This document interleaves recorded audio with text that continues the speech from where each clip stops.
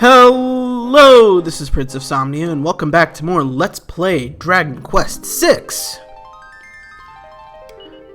Today, we're going to be going down into the ocean floor to take care of something we could have done since we did the whole mermaid side quest thing, but I just kind of haven't, mostly because I had other things that I really wanted to take care of before then. But now, we're pretty well prepared for this, more than well prepared for this, so I decided that we are going to do this today. And that would be the Seabed Shrine, by the way. Here we are. It was way further out to sea than I thought it was. Eldorado? Really? Oh yeah, casual reminder, underwater has no level cap for job grinding, but it's not as good as Spiegelspire. The enemies are harder than Spiegelspire, so you might as well just go there instead. Anyway, this is the Seabed Shrine.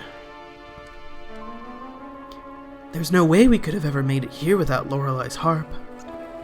So this is Gracos' pad. Old Amos is getting jittery.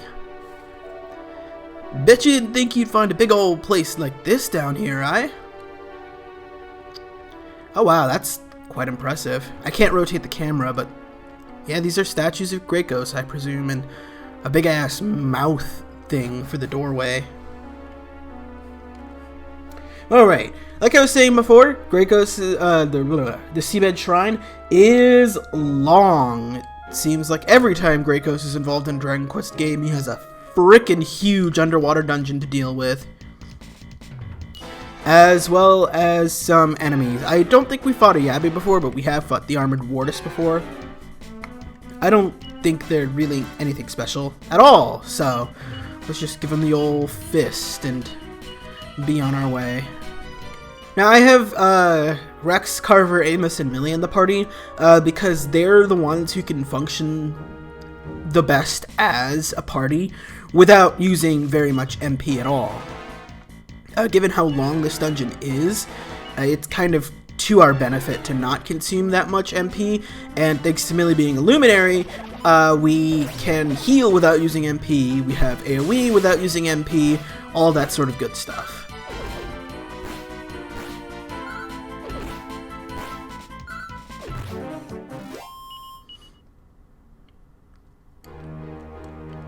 So let's head down this way. I believe this is the only door we can really go into right now. Yeah, I think so. Okay, that's where we'll go next. Place is a little mazy, but I have a map for it. Okay, that's pretty bad. These guys are haunted mirrors. They function pretty much just like every other large mirror enemy that we've fought before, where they start with bounce, and they can cast Morph to transform into one of your party members, which is the real scary part, because at this point, we're dummy powerful. Ow.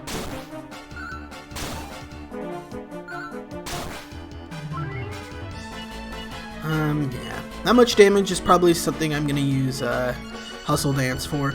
Regrettably, even though I do have Millie with Mastered Luminary, where my job classes are right now, Millie is like really deep into the thick of Mage. So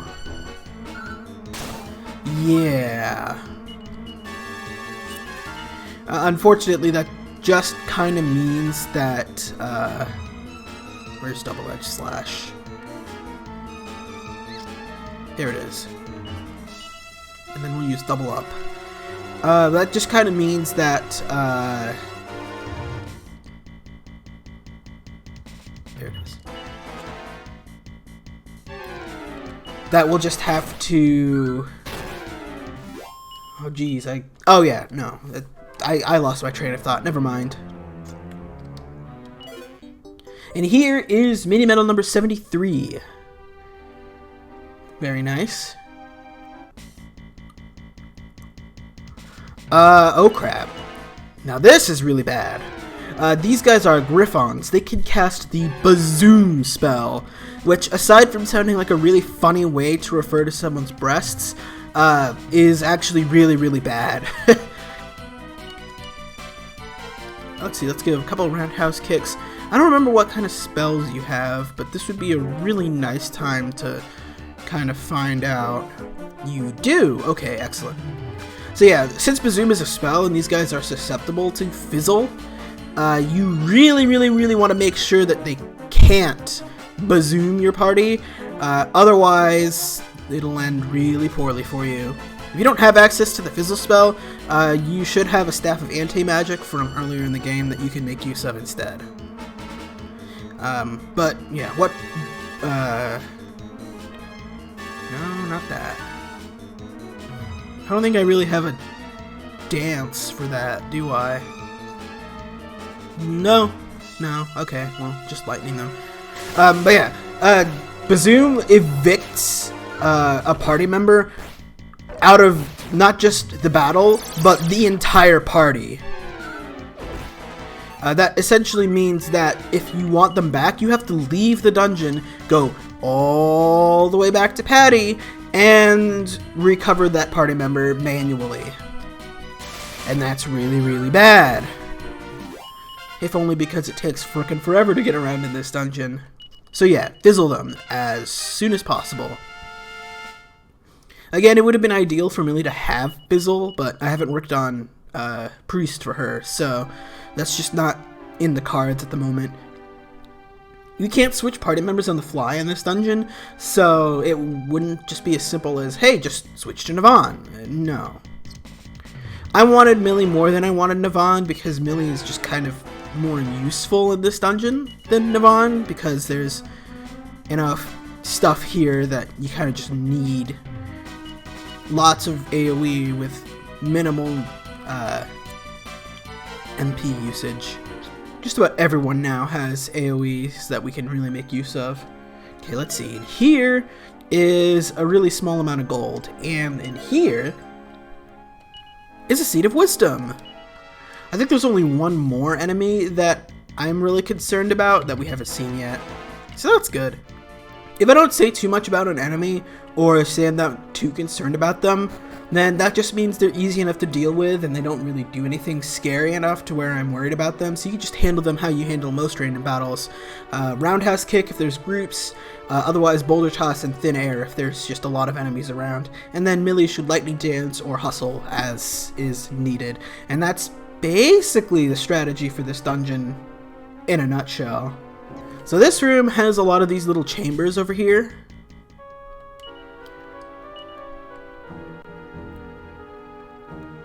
You have the agility ring right now.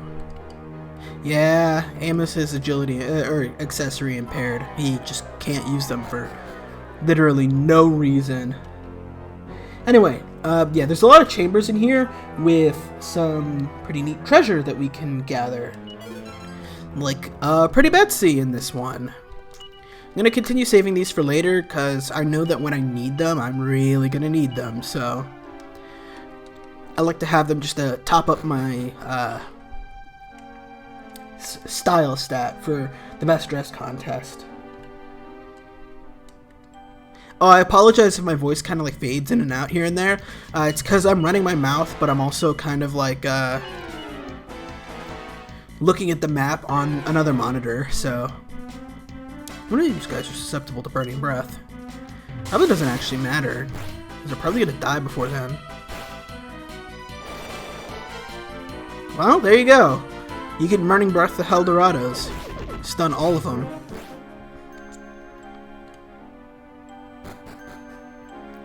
Let's see. This one has a magical skirt. I don't actually remember what this does. Reduces damage caused by magic. I don't think it's actually more power. Yeah, it's not. It's not better than the flowing dress or the enchanted armor that we've had since like forever ago. But if you don't have either of those for some reason, I guess that's there. Yeah, Ashlyn just reached a new rank of Sage, and that's earned her, oh, she mastered Sage! Ah, crap, that's actually really bad. That's awful timing. But yeah, she learned Kaboom and Kathwack. Kaboom is about the strongest, AoE that hits all enemies in terms of magic damage. It's stupid powerful. Kathwack is... Kathwack is thwack, but it hits all enemies instead of just a group. But again, it's like the whack thwack spell. It's minimally useful. There's another shrine to our left. That's just a mimic. Don't even bother. This is the way we need to go. Don't play me like that, game. Let's just use the heal all option. It'll use our backup party members' healing. Even though we can't switch to them, they can still heal us. So it's a bit cheese, but if the game lets you, the game lets you. Although a Kaswoosh coming out of Carver probably isn't going to do a whole lot. That's the way forward, but there's treasure this way.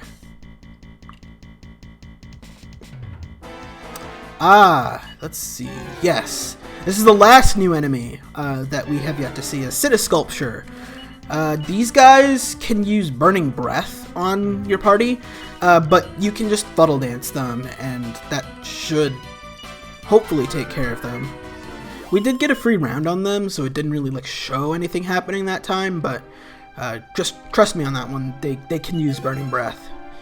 And in here, we get the Pink Pearl. I don't know what that does, actually, because I don't think I ever got that. Apparently, it's an accessory. I'm guessing it's like a... Yeah, it's a raw style accessory. It's for 25 points? 20 or... No, sorry. It's for 25 on Millie, but 40 on Ashlyn, I guess? Maybe it just suits Ashlyn more than it suits Millie or something like that. I don't know. It's about as good as the Turret Scope Pendant in any case. Oh wait, what the hell am I talking about? Reaching Sage is perfectly fine for Ashlyn because she's not going to go into any other job class. I forgot that this is not Dragon Quest VII, where there's a class that's even further beyond. There's a class that's even further beyond than Sage. This is another... Jesus, what's wrong with my voice today? This is another one of those mazy rooms, but there's no treasure at the dead ends of the maze, so I'll just head straight to the end. Oh, there we go. Now Navon's mastered Sage. So yeah, Ashlyn and Navon, they're good on job classes for the rest of the game. They will not be changing out of mastered Sage anytime at all. Millie, on the other hand, Millie has a ways to go, unfortunately. Let's see, this is kind of like a deceptive split path. You can either go left or right and then up, but either way you should be fine. We'll be working on mastering or otherwise grinding for other jobs in the very near future for other people. Okay. Dab up these stairs. And then up some more. And that should lead us to a nice handy switch. I tried to snap, but that definitely didn't get caught on the recording, I can tell that much. It was a weak snap. It wasn't the Nintendo Switch snap, or even an inevitable snap.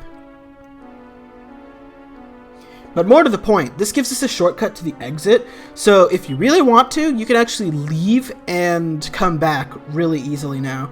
We're practically at the end of the game, so you maybe might not want to do that if you just want to keep going, but if you think you need healing or you need to recover your MP, now would be a really good time to do so. I'm going to keep going though, and go over here, and collect mini medal number 74? 74, I was right. Is that one even in my notes? That wasn't even in my notes, that's just there. Huh. That's not good. Or, well, more to the point, it was in my notes, but it wasn't in my map. That's the worst part. Anyway, we've got another room full of, like, flooded things here, but we've got switches in order to deal with them. I kind of just dump water into the subsequent rooms. That's kind of the gimmick of this part of the dungeon, if you will. Oh, one of the nice things about having a pair of Mastered Sages now is that for both of them, every spell they cast now uses like half MP to cast it with, which is super powerful. It makes them more viable than they would have been otherwise when they're using certain spells. It seems like Amos is actually catching up with his job levels. Yeah, that's pretty nice. It'll be a little while before we can get Rex up to Master Gladiator, I think. Either that or he's literally like a couple of battles away from it and I'm just talking out my ass. Both are pretty possible. And likely. Oh, well. Would you look at that? I really am talking out of my ass today. Anyway, for reaching Master Gladiator, we get Metal Slash. Don't let Smash Ultimate fool you. That does not instantly kill metal enemies in this game. It just does a lot of damage to them. But it is useful against metal slimes because it's guaranteed to do a minimum of 1 damage to them. You know, credit where credit is due. Even though the Morph spell fills me with a lot of like existential dread, the sprite work for our party members when in morph form is real nice. I like it a lot.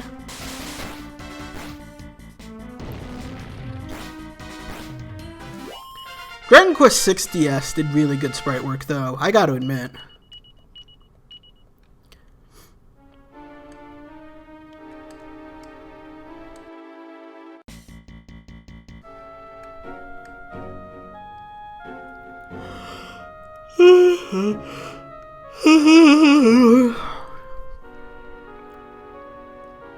Certainly tells me I don't want to step on that quite yet. And that would be why. And here is a sand urn. This is a key item that we're going to need for a little later, but not now. Handled by sorcerers from Sorceria. Well, I have no idea what that's going to do, but it doesn't matter right now. We don't actually need to screw with that water puzzle at all, I don't think. It exists in Dragon Quest III, which I did a little tiny stream of once back in the day. But something fun I found out about it is since you can't remove the hero of Dragon Quest III from the party, if the hero is basically just immune to the Bazoom spell entirely. God, I wish that was the case here.